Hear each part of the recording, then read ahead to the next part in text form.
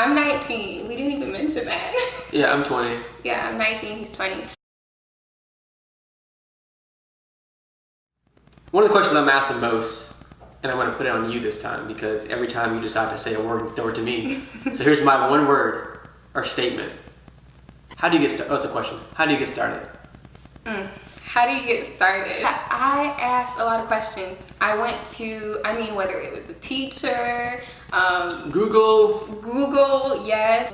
I made sure that I got the knowledge that I needed to get before I jumped into something, because I think that if you're jumping into anything prematurely, that it's so dangerous. And I know that firsthand because I was actually born premature and I was a fighter my whole life. So I was fighting out that womb like, I was born 2 pounds, 1 ounce, and I was like, I'm coming now. I think I've ever heard that analogy in all my years of speaking. I don't think I've ever heard anyone. Yeah, that's a good one. Asking a lot of questions, getting all the knowledge that you can. The longer we wait to do it, the longer we are going to wait to make it or get it done or get to that level. And so I believe, I have this thing with like lack of patience. It's just not my strength at all. So when I hear God say do it, and I'm like, okay, God, is that a now or is that in a week or is that in a year? And the moment he says that date, okay, when that date comes, you better believe we doing it. I'm not waiting an hour. I'm not waiting a minute. If guys have to do it on March 26th at 1 p.m., that's my birthday, by the way, at 1 p.m., coming up right around the corner, at 1 p.m., I'm not waiting until 101 to do it. I'm going to be ready at 12:59, ready to push that button at 1 and doop, done. And so it's like Nike, just do it. I want to talk about what some advantages and some disadvantages when it comes to entrepreneurship and purely pursuing Christ while I'm on the journey. Okay. Oh, throwing it to me, okay. All right. Well, this is a recurring thing. She's like, hey, I got 4 words for you. I'm kidding. Those are my triggers. All I need. So for me, I think the biggest one is everyone becomes an entrepreneur to work their own schedule and to work less and to have weekends off and to travel whenever. It's a lie. It's not really the reality of it. It's entrepreneurship requires more work than working somewhere 9 to 5, because it's not a 9 to 5. It's really a 7, 8, 9, 10, 11, 12, 1, 2, 3, 4, 5, 6, 7, 8, 9, 10, 11. It's a 24-hour job. And so rather it comes to me having, employees in India that have to call at 3 a.m. in the morning, or rather it's having, someone on the West Coast where I'm getting up 4 hours early to talk to them. There are always these, factors of it's nonstop. You work harder when it comes down to you paying someone's salary, you taking care of their family, you taking care of their health insurance, their vision, etc. It requires work, especially when the bank, you got some money that you owe them. It kind of becomes a thing. So I think that's probably the disadvantage. But the advantage of that is it pays off. Once you put in that hard work for the first few years, you're going to have a lot of times where you want to give up. You're going to have a lot of time where it gets lonely, where it gets tiring, where you're stressed, and you just want to go to sleep, or you just want to take a break. But ultimately, by having that persistence and having that hard work, you make it. And I think a part of that is understanding, where God fits into that picture. As you said earlier, God already designed the end for you, but it requires that you know what that end is defined by God. Because often we can say, hey, the world says I should be an entrepreneur. The world says I should be a social media influencer. The world says I should quit my job. The world says, well, that's the world. And the world can't get you anywhere. What is God saying for you? What is God saying to you? What is God saying for you to do? I believe that before I sign any contract, before I speak, I ask the Holy Spirit, is this for me? Is this of you? And if it's not, I say no. No matter how good it looks. No matter how good it looks. And if it is of Him, I'm there, I'm going, whether it's free or they're paying thousands of dollars for me to do it. I'm just obedient to what God, asks for me to do or tells me to do. But I think the most important part is being receptive and open to God speaking to you about what He has for you. Yeah, that's good. And I actually agree. When I first started, the disadvantage was kind of learning my place and kind of the balance that Jaylen was talking about earlier. Like, what do I do and when do I do it? So am I supposed to have a job right now, or God, do you want me to pursue full-time ministry? And there were so many doubts because I was like, well, this full-time ministry thing, it's not bringing me in the money that a 9 to 5 would. And so I was like, which thing do I do? When do I do it? Am I supposed to do it? And there were so many questions as to, am I where I'm supposed to be? and you know where you're supposed to be when you're in God's will, simply when you know that you've heard from God, when you know that He's called you to do this thing, and the doubts are gonna come, but you have to go back to that why and go back to that reason why He's called you to do this thing. So for me in the beginning, that was a disadvantage. Right now, kind of everything is an advantage for me. I find the beauty in so many things, and there are some difficult times, but the advantage is just living.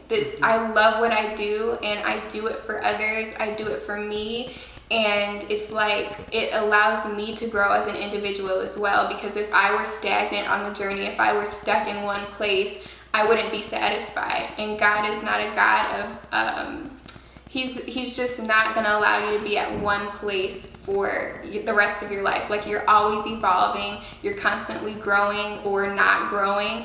And so I've made a conscious decision to say, God, I want to grow with you. God, I want consistent growth. And that's definitely the advantage when you're in the will of God and when you're pursuing entrepreneurship, because, you know, He will exalt those who bless His name. And it's not even about the lights, it's not about the fame or the fashion, wherever I'll go in my life. It's simply about my heart toward others and having purity in all that I do. So my advantage is the journey. Like, you're gonna love it if you've asked God. You go to those small groups, get that great community around you.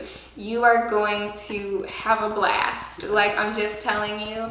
And there are going to be some days and some times, but the good always outweighs the bad. Make sure that you're being obedient to what God is calling you in that season. Because this season, maybe I'm pursuing ministry full time, but the next season, maybe He's like, okay, maybe you do need to, get some money on the side and pursue that 9 to 5, because maybe you're called to a coworker there. So it's just about being obedient, saying yes to Him in whatever case that looks like. Part of the journey, I know for me, is also like what comes with it, as an entrepreneur.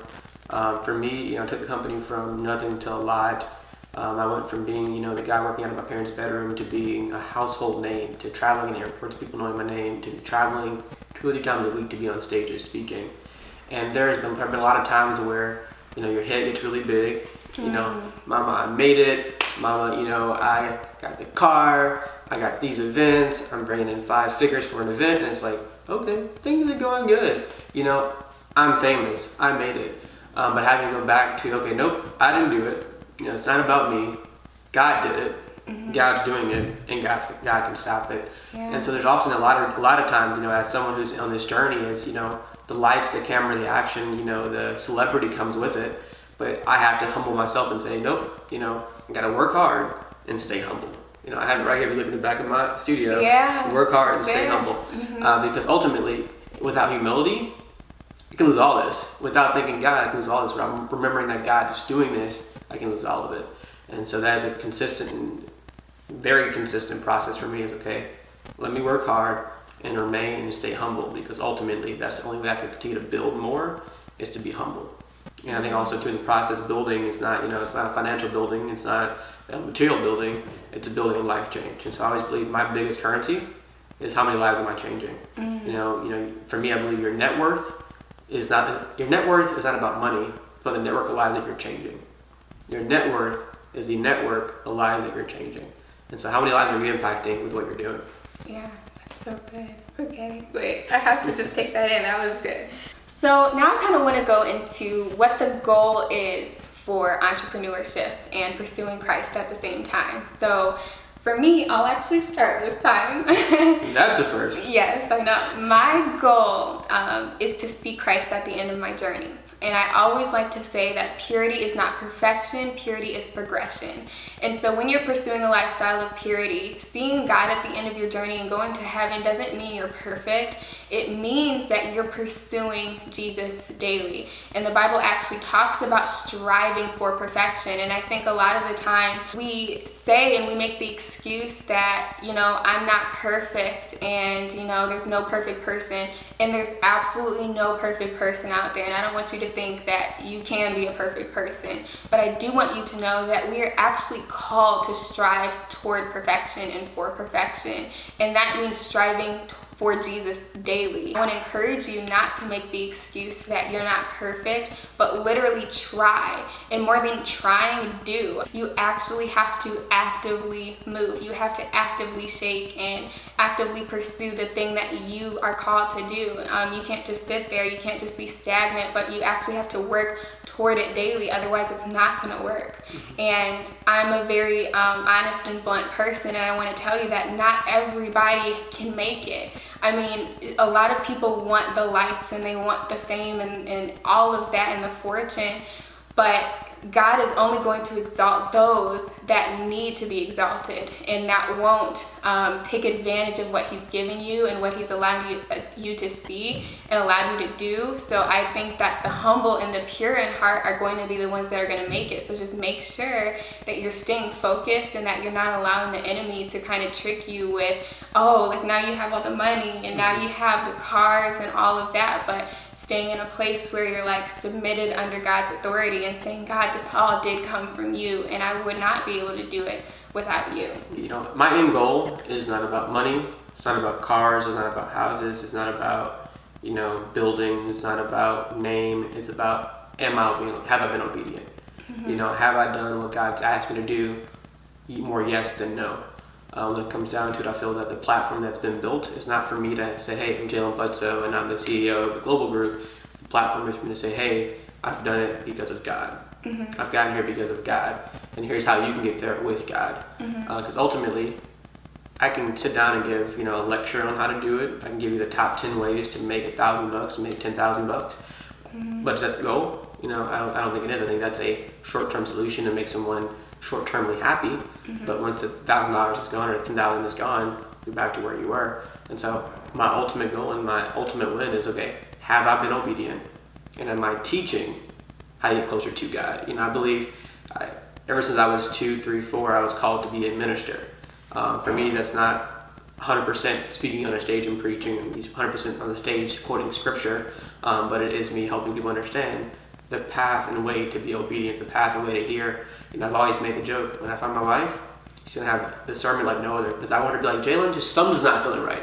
Something is the Holy Spirit. That's, you know, for me, that's my win. You know, do I have a house that believes and understands who God is? And are we teaching that to, you know, those who are on the journey of entrepreneurship, on the journey of marketing, on the journey of speaking, on the journey of whatever journey they're on? Am I teaching how to be obedient, how to know who God is, what God can do, what we have to do for God? What is the difference between planning and giving God our control? Because I think that with me, I'm such a planner. I'm a hardcore planner. When it comes to planning, I kind of had to give my planner to God, and I had to say, when do you want me to do this? Because I would have something on my calendar for this date at this time, June 29th at 1, my birthday. Yes, that's her birthday. You're trying to be like me. Since we're, you know, doing that now. I'm a planner, and so I had to give God that control. Like, he changes things all the time. And so even with my trip here, I didn't think I was actually going to go because things started not to work out and it was just crazy. And I was like, okay, God, so now I kind of shifted my focus to, okay, what am I going to do at home? Like, how am I going to pursue ministry here now today? Because with that patience thing, it's kind of like, God, I don't want to waste time. So if I'm not going to go, then I need you to tell me what I need to do right now today. Because what I'm not going to do is sit here and waste any of my time. And so it's kind of like, we want to rush God to a certain extent. Like, we say, God, you know, I give you control, but then at the same time, we're like writing all these plans down. And of course you have to plan, and you know, you have to be innovative with your time and all that. But at the same time, make sure that you're giving God space to change your plans and alter those, because our ways are not like his ways, and his thoughts are higher than our thoughts. And we just have to give him permission to change things if he wants to do that. Now, as I said earlier, you know, I believe that God gives us our end goal, you know, where we're going to go. And I think in that process, it's up to us to put in the work. You know, church, faith without works is dead. Faith without works is dead. Faith without works is dead. So you have to put in the work, Yeah. or else that outcome is going to be dead. And so I believe that God has given us the ability to put in the work to get us there. But I think also within that process, we have to say, okay, hey God, here's what I have, here's my plan, speak into it. Yeah. Hey God, here's my plan. Who should I meet? Hey God, here's my route. Who should I ask questions? Hey God, here's where I'm going based off what you told me. Is that still the plan? And so it's being open to asking God, but also not just asking. It's open to receiving. I think often, sometimes we ask questions just to say we asked a question, and we don't really care what the response is. So it's like, hey, how did I do today? Or how was my food? No, we don't really care about the response. Yeah. But you have to say, hey, okay, I'm asking a question, and I authentically care about the response to this question. Yeah. And so if you say to move God, you say to change God, you say to jump God, I'm going to ask God, how high? Amen. That's good. Very good. So yeah, guys, that was our little spiel on young entrepreneurship-ism, because I just made a new word, at Gracelyn Sorrell. Shameless plug. I'm so awkward. Yeah, so thanks guys so much for watching this video. I am Gracelyn Sorrell. This is Jaylen Bledsoe. And remember guys, it's not about me, it's not about her, it's about you and what God has for you. Yeah, absolutely. Always remember that purity is possible.